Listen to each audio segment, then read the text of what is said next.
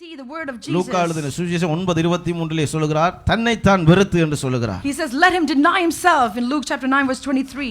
நீங்கள் போய் கிரீக் அனாலிஸ் என்கிற ஒரு வெப்சைட் இருக்கிறது, அதிலே போய் நீங்கள் தேடி பார்க்கிற பொழுது இந்த லூக்கா 9:23 வெறுத்து என்கிற வார்த்தைக்கு பயன்படுத்தப்பட்ட கிரேக்க மூல வார்த்தை வந்து மறுதலித்து என்கிற வார்த்தை அங்கே பயன்படுகிறது.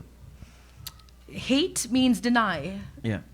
வெறுத்து என்பதற்கு மறுதலித்து என்கிற வார்த்தை பயன்படுத்தப்படுகிறது. If you go and search on the web, you will see that some they use hate and means deny. அப்ப இதை பார்த்து கொண்டு வாசித்து கொண்டிருந்த பொழுது எனக்கே கொஞ்சம் ஆச்சரியமா இருந்தது. When I was reading that, I was amazed to see this. என்னன்னா மறுதலிக்கிறதா? To hate. மறுதலிக்கிறது என்பது பாருங்க, to deny. எனக்கு தெரியாது என்பதை பேதுரு சொல்லுகிறான். You see that Peter says, I do not know. நான் எப்படி என்ன மறுதலிக்க முடியும்? How could I deny myself? எப்படி நான் என்ன வெறுக்க முடியும்? How could I hate myself? எப்படி நான் நிராகரிக்க முடியும்? How could I deny myself? என்ன இயேசு சொல்லுகிறார்? Jesus said, உன்னை வெறுக்க சொல்லல. He did not say to hate you. இந்த உலகத்திலே உன்னை வெறுக்க, தன்னைத்தான் வெறுத்து என்று சொல்லுகிற பொழுது என்னுடைய ஆசைகளை, என்னுடைய விருப்பங்களை, என்னுடைய சுய விருப்பங்களை களைந்து நாம் இயேசுவை சிலுவையை என்கிற தேவனுடைய சித்தத்தை எடுத்துக்கொண்டு வரும்படியாக அவர் நமக்கு சொல்லுகிறார். Jesus is asking us all our desire, all passion to let go of that and to follow Jesus. அதிகமாக என்னுடைய வாழ்க்கையில என்னுடைய விருப்பங்களுக்கும் என்னுடைய ஆசைகளுக்கும் தான் அதிகமாக நான் முன்னுரிமை அளித்துக் கொண்டிருக்கிறேன். Many times in life you only think of ourselves and all our own desires, our own passion. எனக்கு பிடித்த காரியங்களை செய்வதிலே அதிகமாக நேரத்தை செலவிடுகிறேன். Many times we spend time to do things that we like. எனக்கு பிடித்தமாக வாழவே நான் யோசிக்கிறேன். Sometimes we want to live. இந்த உலகத்தில் இருக்கிற மனுக்குலம் முழுவதையும் கவனித்து பாருங்கள். Look at the whole people in this earth. தங்களுக்கு எது விருப்பமோ அதை தான் செய்து கொண்டிருக்கிறார்கள். Whatever they like, that is what they're doing. தாங்கள் எதை யோசிக்கிறார்களோ அதை தான் செய்கிறார்கள். Whatever they think, that is what they're doing. தாங்கள் எதுவாக வாழ விரும்புகிறார்களோ அது போலவே அவர்கள் வாழுகிறார்கள். The way they want to live, that is how they are living. ஆனால் இயேசு தன்னை பின்பற்றுகிற எல்லாரையும் நோக்கி ஒரு அழைப்பை விடுகிறார். But we see that Jesus calls everyone who follows him. நீங்கள் என்னை பின்பற்றி வர விரும்பினால், if you want to follow me, தன்னை தான் வெறுத்து தன் சிலுவையை அனுதினமும் எடுத்து என்னை பின்பற்ற கடவுள் என்று சொல்கிறார். You need to hate yourself and take up your cross daily. கேட்பதற்கே ஆச்சரியமா இருக்கிறதா இல்லையா? Isn't that amazing to hear? கேட்பதற்கே ஒரு ஆச்சரியமா இருக்கிறதா இல்லையா? It's amazing to hear that. எப்படி நான் என்னை வெறுக்க முடியும்? How should I hate myself? என் ஆசைகளை, என்னுடைய விருப்பங்களை நான் களைய வேண்டி இருக்கிறது. All the desires, all the things that I like, I need to let go. வாசிப்போம் எசேக்கியேல் 44ஆம் அதிகாரம் 17வது வசனத்திலே. In Ezekiel chapter 44 verse 17, அங்கே ஆசாரியர்களுக்குரிய காரியங்களை குறித்து கர்த்தர் எசேக்கியேல் தீர்க்கதரிசிக்கு சொல்லுகிறார். We see that God speaks to the prophet Ezekiel about the priests. உட்பிரகாரத்தின் வாசல்களுக்குள் பிரவேசிக்கிற போது சணநூல் வஸ்திரங்களை உடுத்திக் கொள்வார்களாக. அவர்கள் உட்பிரகாரத்தின் வாசல்களிலும் உள்ளேயும் ஆராதனை செய்கையில் ஆட்டுமயிர் உடுப்பை தரிக்கலாகாது. And it shall be whenever they enter the gates of the inner court that they shall put on linen garments. No wool shall come upon them while they are minister within the gates of the inner court or within the house.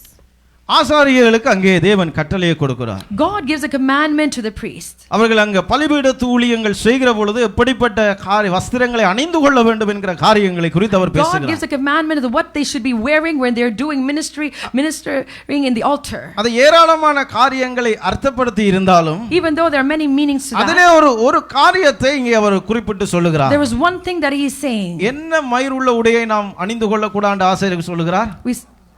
கேக்கல, ஆட்டு மயிர். No wool we should have as garment. இதை குறித்து நாம் தேடி பார்க்கிற பொழுது, when I was researching about இது ஒரு சுய பலனையும் சுய கிரியைகளையும் உள்ளடக்கியதா இருக்கிறது இந்த ஆட்டு மயிர். This is something that represents our own strength.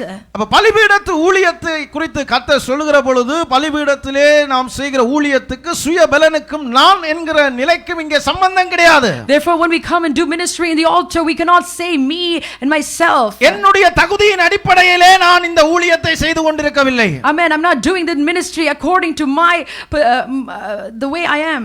நான் இந்த ஊழியத்தை செய்வதற்கு அவர்தான் என்னை தகுதிப்படுத்தினார். He is the one that made me worthy. அவருடைய கிருபை தான் என்னை இந்த இடத்திலே கொண்டு வந்து நிறுத்தி இருக்கிறது. It is His grace that brought me in this place. என்னுடைய அடிப்படையிலே தேவன் என்னை தெரிந்து கொள்ளவில்லை. Jesus did not call me based on how I'm worthy. உங்களுடைய அடிப்படையிலே தேவன் உங்களை ரட்சிக்கவில்லை. We see that Jesus did not save you because how you were. வேதம் சொல்லுகிறது நம்முடைய கிரியைகள் எல்லாம் தேவனுக்கு முன்பதாக அழுக்கும் கந்தையுமாய் இருக்கிறது.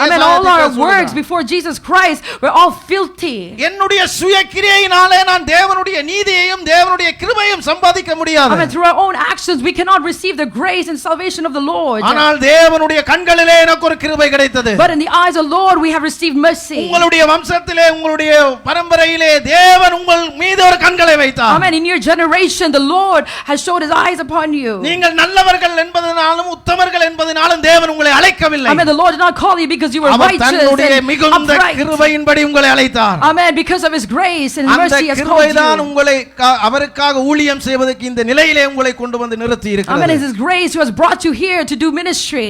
ஆகையினால தான் அப்போஸ்தலன் பவுல் 2 கொரிந்தியர் 3:6 சொல்லுகிற பொழுது புது உடன்படிக்கையின் ஊழியக்காரராய் இருக்கும்படி அவரே எங்களை தகுதிப்படுத்தினார் என்பதை சொல்லுகிறார். Amen. As a new covenant servant of God, he has made us worthy. அப்ப ஊழியத்திலே தேவனுடைய பணியிலே நாம் நிற்கிற பொழுது ஒன்றை புரிந்து கொள்ள வேண்டும். When we are standing to do God's work, we need to understand. என்னை காண்பிப்பது ஊழியம் கிடையாது. It is not me showing myself ministry. என்னை காண்பிப்பது ஊழியம் கிடையாது. It is not me showing myself ministry. கிறிஸ்துவையும் அவருடைய கிருபையும் அவருடைய ஐஸ்வரியத்தையும் கல்வாரி சிலுவையும் நமக்கு உங்களுக்கு காண்பிப்பதுதான் அவர் நமக்கு கொடுத்திருக்கிற ஊழியம். Amen. The ministry is showing the sacrifice of Jesus Christ and showing the love of Jesus Christ. That is the ministry. எங்களை மறைத்து அவரை வெளிப்படுத்துவதுதான் ஊழியம். Amen. Hiding ourselves and revealing him, that is the ministry. அப்ப நீங்க கேட்கலாம், இந்த புதிய ஏற்பாட்டிலே ஆசாரியர்கள், அதாவது பழைய ஏற்பாட்டிலே ஆசாரியர்கள் என்று சொல்லப்பட்டிருக்கிற அர்த்தத்திலே ஊழியம் செய்கிறவர்களை தான் நாம் அதிகமாக நாம் கணக்குக்கு கொண்டு வருகிறோம்.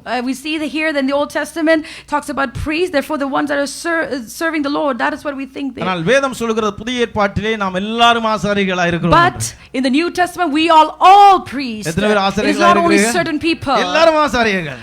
Every one of us we are priests. சொல்லுங்க, நான் ஆசாரியன். I am a priest, say it. நான் ஆசாரியன். I am a priest. வேதம் அதைத்தான் நமக்கு சொல்லுகிறது. That is what the Bible teaches வெளிப்படுத்தின us. விசேஷம் 1 அதிகாரம் 6 வசனத்தை வாசிக்கிறோம். We read in Revelation chapter 1 verse 6. 1 பேதுரு 2 அதிகாரம் 5, 9 ஆகிய வசனங்களை வாசிக்கிறோம். And we see in 1 Peter chapter 2 verse 5. வேதம் சொல்லுகிறது நாம் ஆசாரியர்களாய் இருக்கிறோம் என்று வேதம் The Bible சொல்லுகிறது. says that we are priests. இந்த ஆசாரிய ஊழியத்திலே சுய பலனுக்கும் சுய ஆசைகளுக்கும் இங்கே முன்னுரிமை கிடையாது. I mean, there is no right to please us.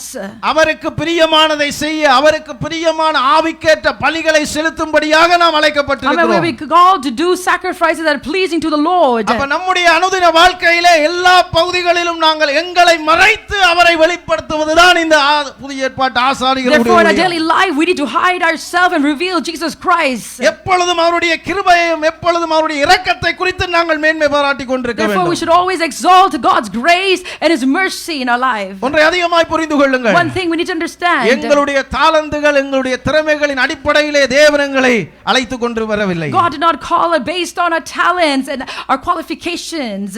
எங்களுடைய கிருபை தான் நமக்கு இதை, அவருடைய கிருபை தான் நமக்கு இந்த காரியத்தை கொண்டு வந்து It is only சேர்த்திருக்கிறது. His grace who has brought us here. ஆகையால தான் சங்கீதக்காரன் அதிகமாய் சங்கீதங்களை வாசிக்கிற பொழுது மறுபடியும் மறுபடியும் சில வார்த்தைகளை That பயன்படுத்துகிறார். is why the psalmist again and again uses some words. 143வது சங்கீதத்தை நீ வீட்டில் வாசிக்கிற போல சொல்ல, உம்முடைய கிருபையின்படி, உம்முடைய உண்மையின்படி, உம்முடைய நாமத்தின்படி, உம்முடைய நீதியின்படி எனக்கு அனுக்கிரகம் செய்யும் என்று In Psalm 143 and in other psalms we see that it says is based on your truth, based on your grace, based on your name. அப்ப ஜெபத்திலே அவன் என்னத்தை பிடிக்கிறான் பாருங்க. தேவனுடைய கிருபையின்படி, கர்த்தாவே உம்முடைய கிருபையின்படி, உம்முடைய நாமத்தின்படி, உம்முடைய இரக்கத்தின்படி நீர் எனக்கு செய்யும் என்பதை அதைத்தான் சார்ந்து கொள்ளுகிறான். I mean, we see he's only relying about the grace and his mercy.